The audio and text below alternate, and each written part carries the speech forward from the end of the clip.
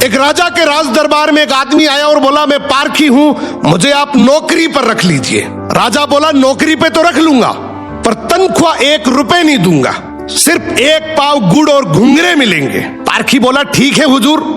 कुछ ही दिन बाद राजा एक घोड़ा खरीद कर लाए। उन्होंने पारखी से पूछा, बताओ इस घोड़े के बारे में क्या कहते हो? पारखी बोला, हुजूर ये घोड़ा है ही नहीं, ये तो गाय है। राजा चौंक गए। उन्होंने घोड़े बेचने वाले को बुलाया।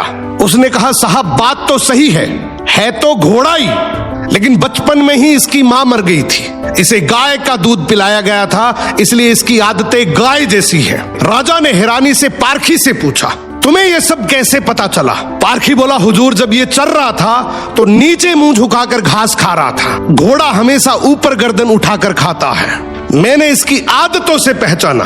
राजा खुश होकर बोले, आज से तुम्हें आधा किलो गुड़ और आधा किलो घुंघरे मिलेंगे। कुछ दिन बाद राजा ने फिर पूछा, मेरी रानी कैसी है? बहुत प्रिय है मुझे।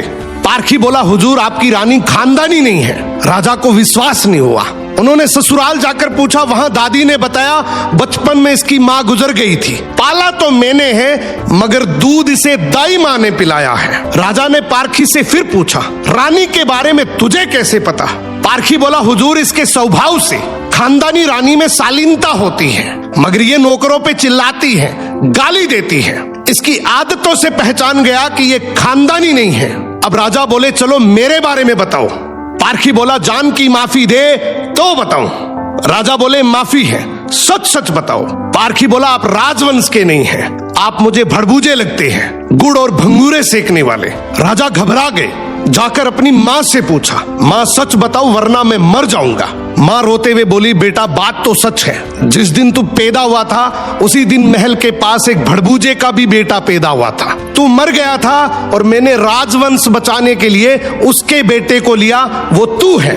राजा ये सुनकर दुखी भी हुए और खुश भी हुए। इंसान की पहचान उसके चेहरे, कपड़े या खानदान से नहीं होती, उसके चरित्र से होती है। किसी को भी केवल उसकी शकल, सूरत, पद या घर देखकर मत परखो, उसकी आदतें, उसका व्यवहार ही उसका असली परिचय है।